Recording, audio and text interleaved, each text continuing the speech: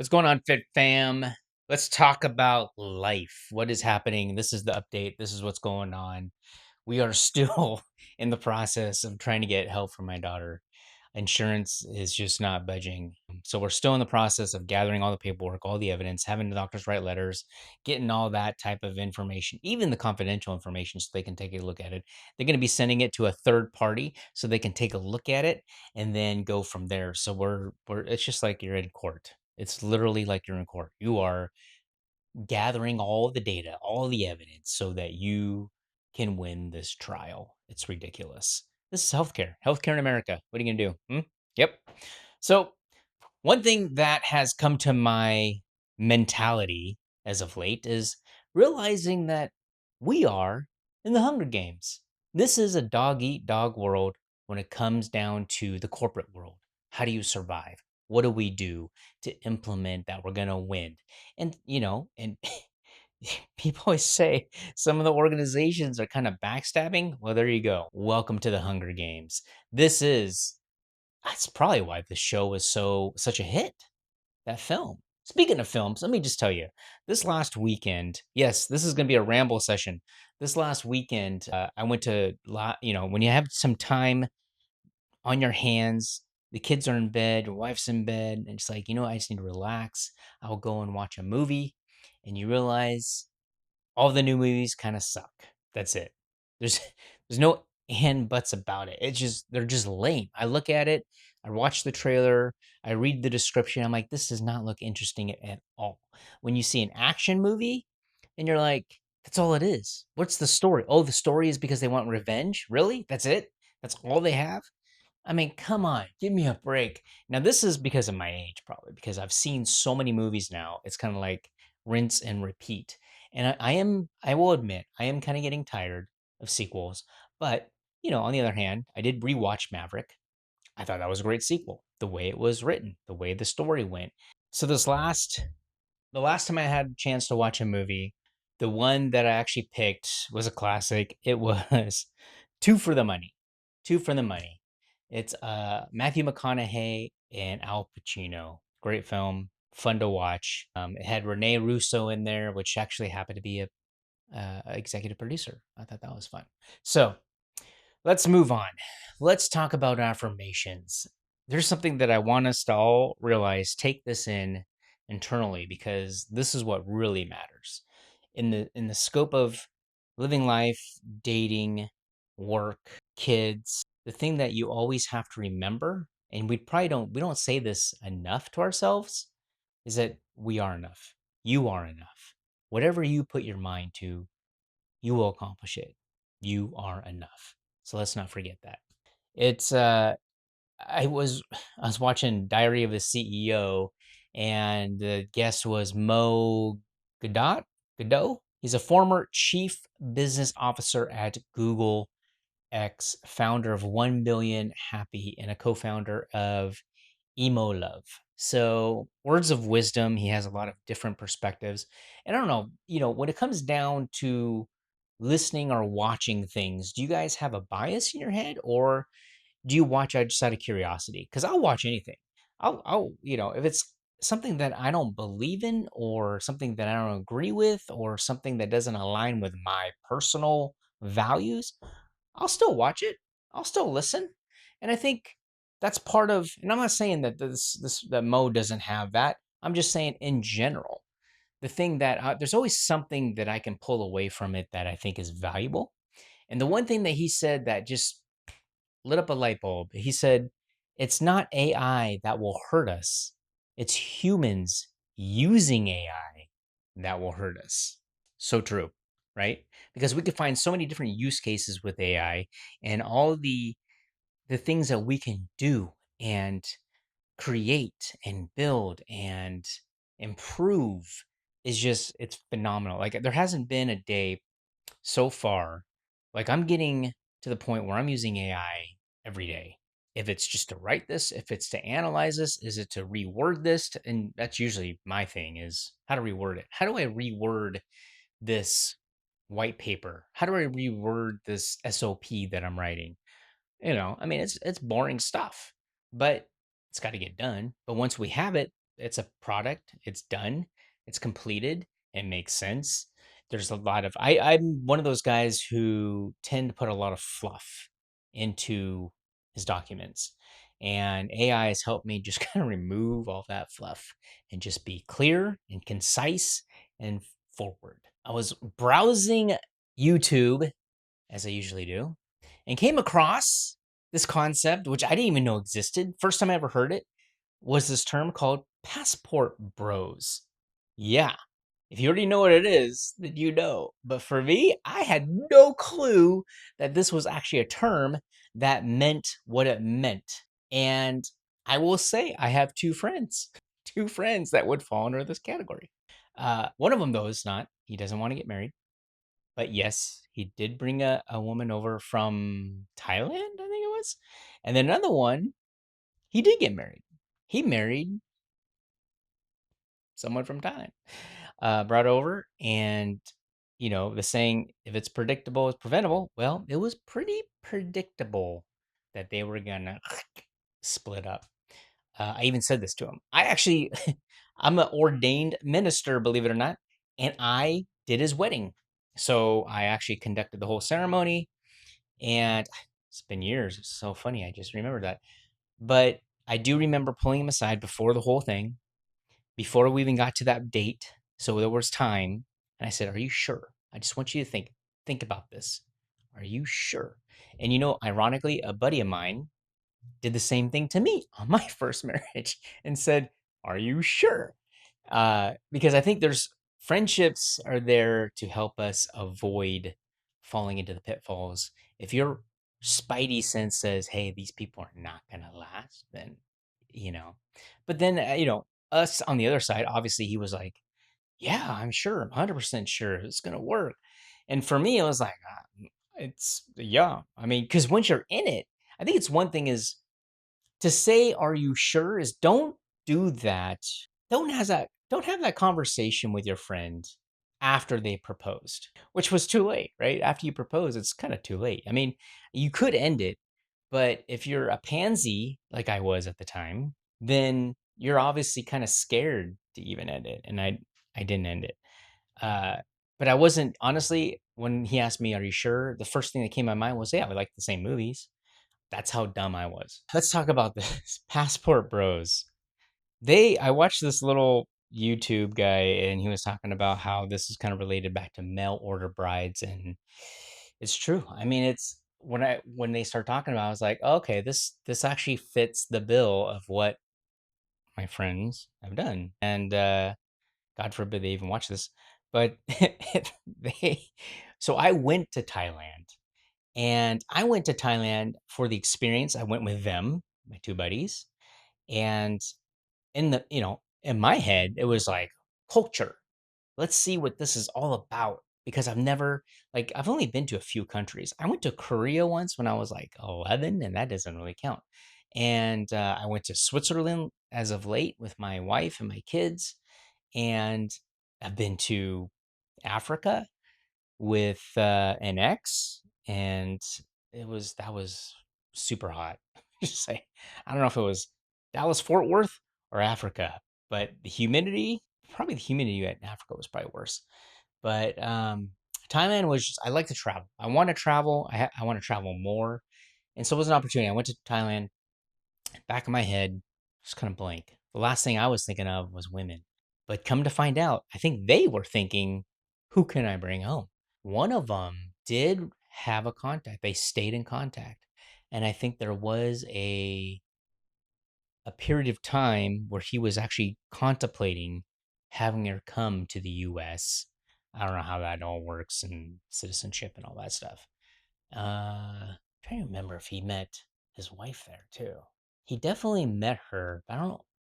He must have gotten her number somehow. But yeah, they, I mean, it went to the extreme. I remember, because of the economy there, he had built her a house or an extension to the house of plumbing. I think it was a house. I think he had built her a house to live there. And I think the idea was a place for him to also retire there because that's what they do. And anyways, they had a kid, things didn't work out.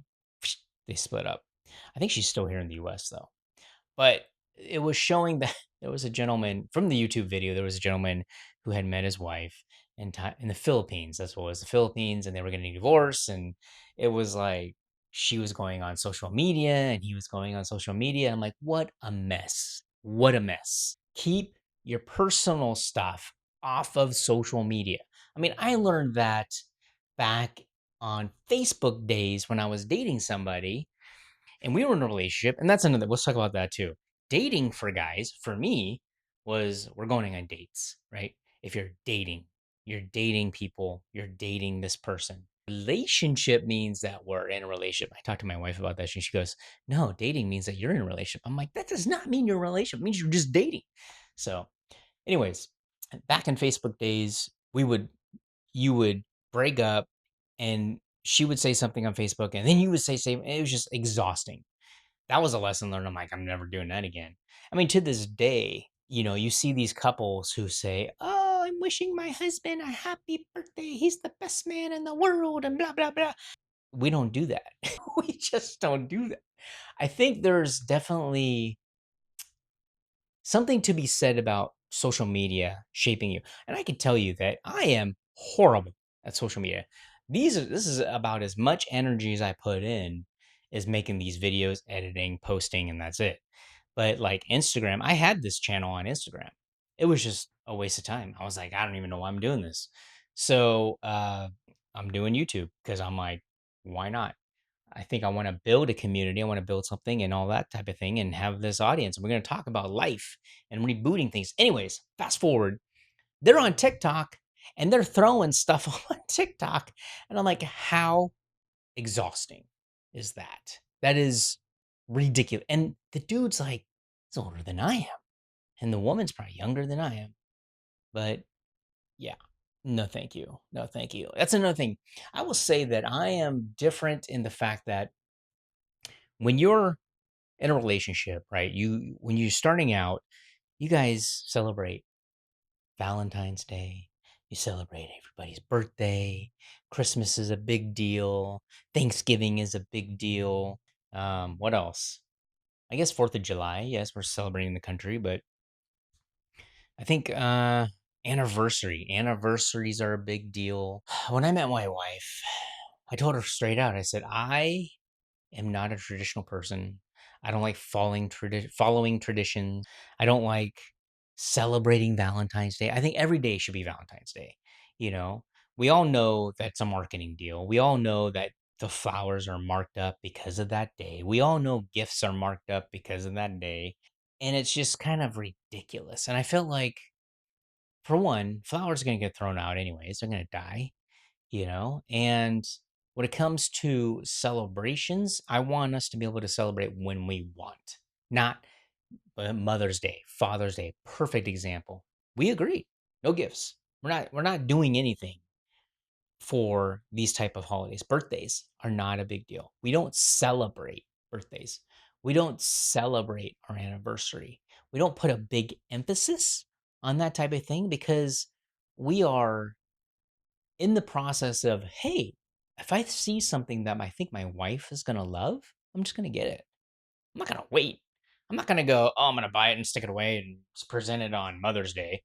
And a perfect example is like, I think May. Yeah, May was Mother's Day. And previously, before that, I saw Keurig coffee maker. We had an old Keurig. I saw this new one. It has foam. My wife likes foam. See, I'm being thoughtful, and I bought it. I was like, it's on sale. Why not? So I said, hey, I got you a Mother's Day gift. It's not Mother's Day, but it's a Mother's Day gift. So it is an excuse really to buy something, probably. But if there's something that I think will make her happy, I'm gonna get it anyways. Like, why? What's the point? Anniversaries, we don't really, now that we have kids, I think before we would, well, actually, our daughter was born the first year we were married. So, um, yeah, I don't think we've ever really went out.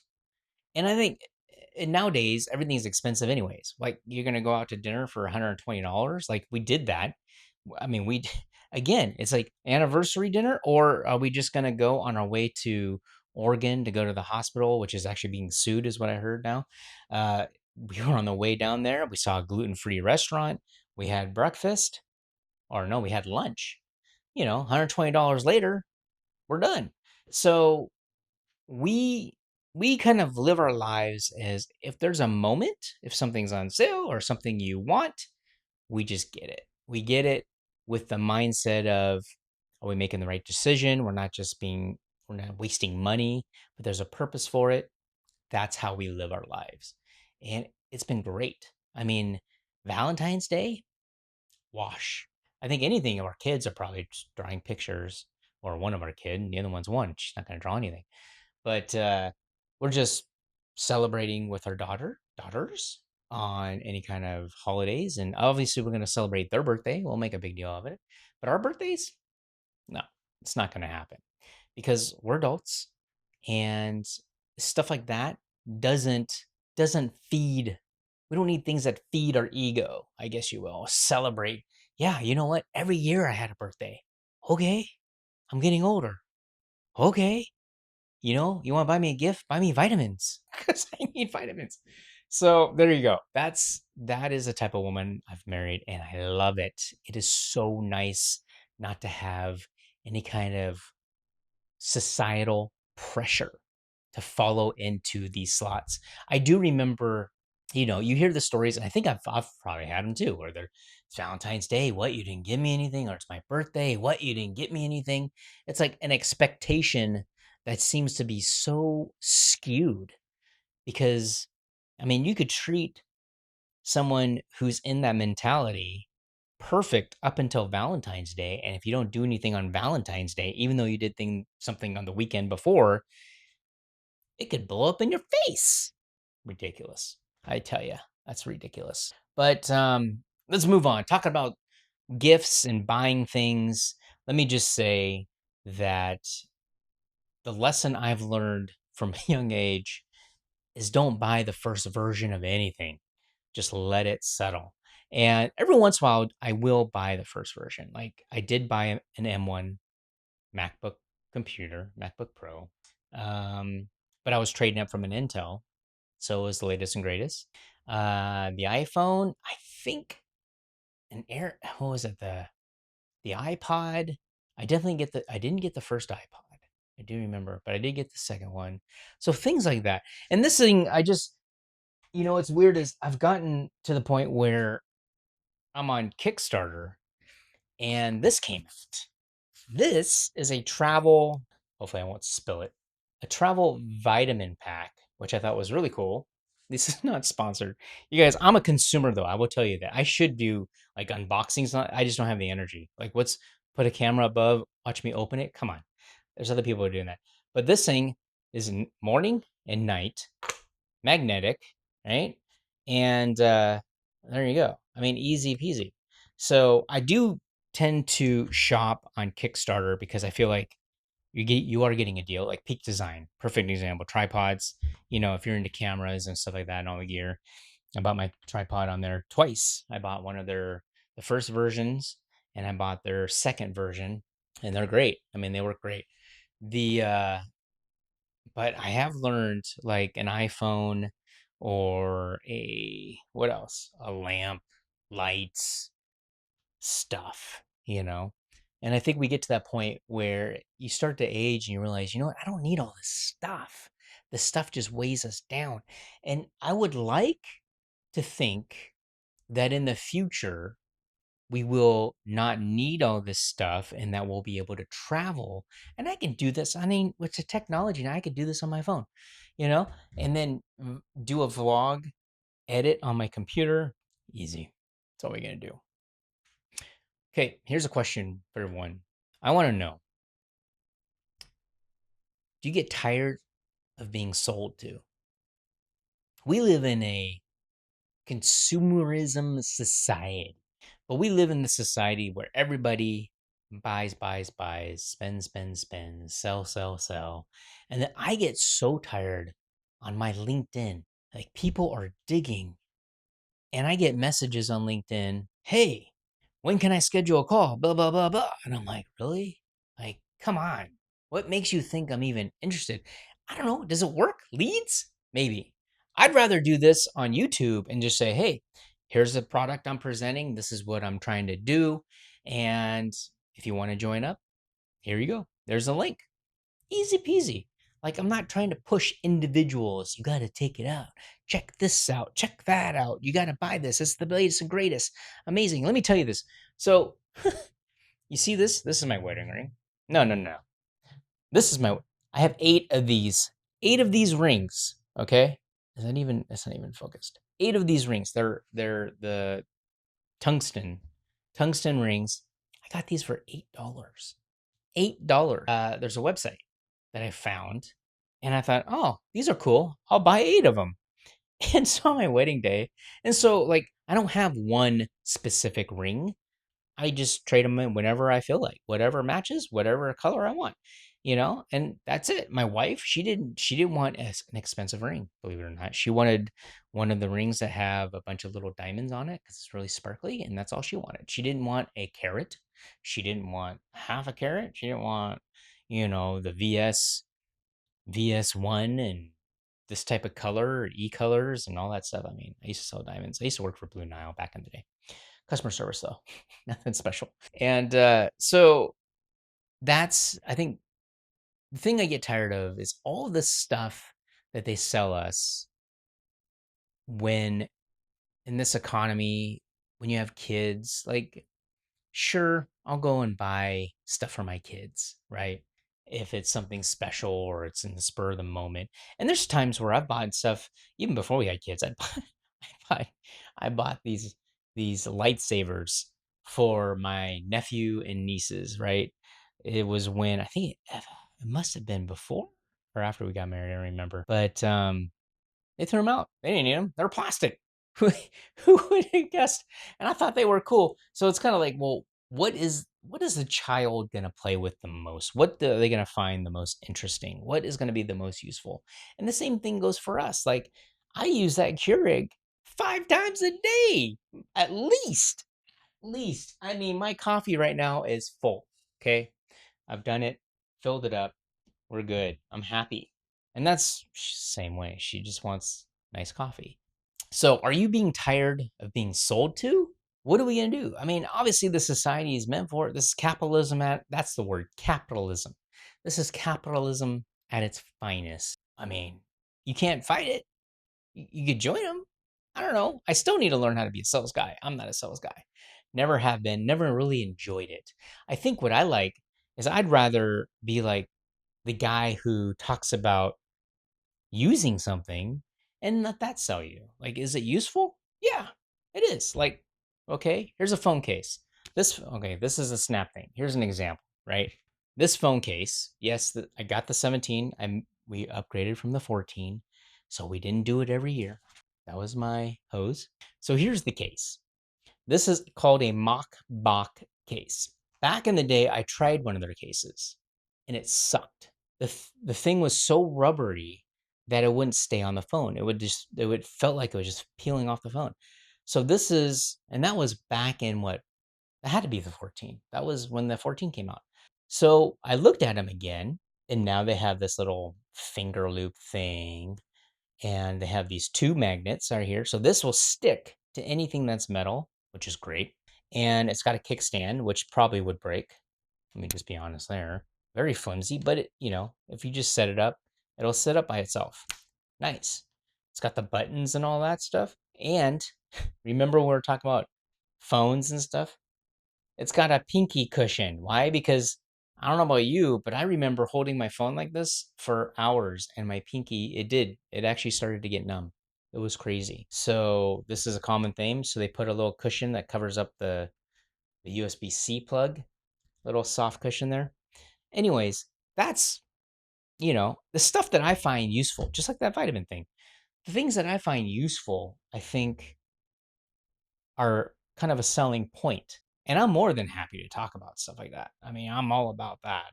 But I do, and I will admit, I do watch kind of reviews of products because I'm kind of curious, what is it good? Like, I just got This was on sale, always on sale. This is the O Snap magnet thing. Same concept, stand, right? Has a stand, rotates on your phone, um, sticks to anything. But when I got this, because it was number one, it was on sale. They just came out with it. And number two, my wife, it's got the pucky thing. What is it called? Where you put your finger in it, right? So, because my wife is, I think she's more on her phone than I am, let's be honest. But moving on, full circle, let's talk about working out. I am gaining weight. I am at 148. Last time I weighed myself, 148. I've been doing the squats. I've been doing the push ups. I've been doing the pull ups. Not as consistently. That's probably what's happening. But I have been eating sardines at least once a day. I haven't eaten it today. So I think my weak spot right now is consistency. I think it's because of what's happening at work. Like I got a lot of projects happening on the way where we had a doctor's appointment for my daughter this last week. We had to drive down to Oregon. And so the whole process, and I worked from the hotel that day. So it's just been a lot of stuff going on. But I will get back into it. I still needed a review. I'm going to do a review of the leg extension from Nordstick. Got to do that. Got to set the camera and set up the time. So hopefully. And then I just joined this hackathon, which we're supposed to create something. And so I got to do research on that. And then you have work projects that you have to do.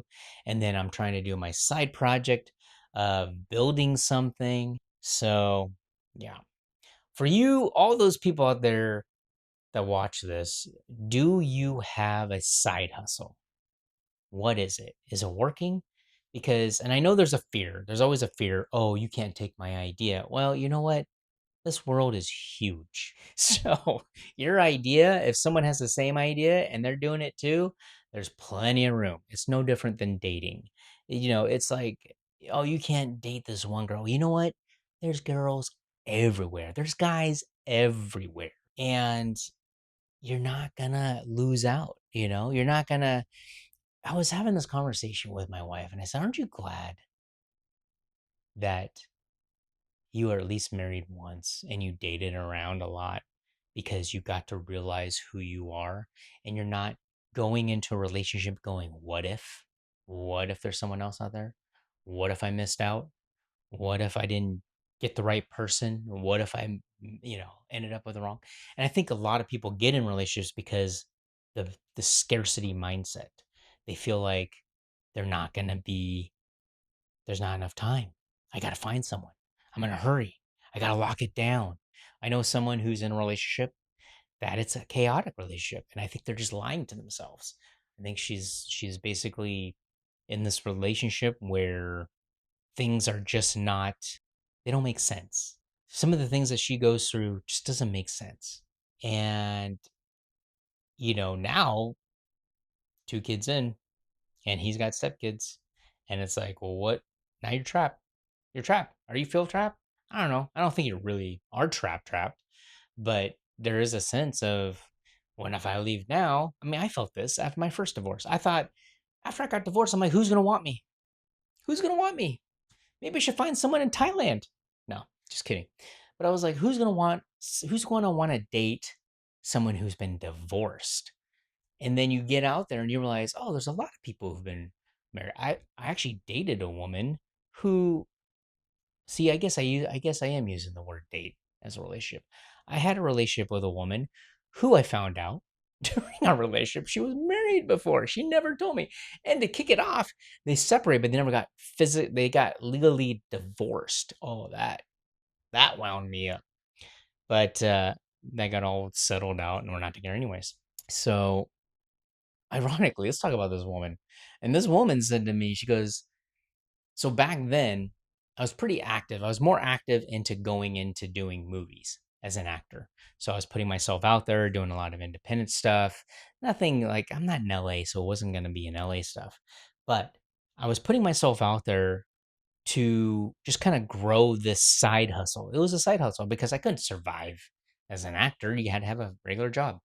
And we broke up first time The first time, this is what she said to me. She said, "You have feminine energy and she has masculine energy." She wanted me to have masculine. I don't know. But it didn't work for her, whatever that meant. So that was her clue.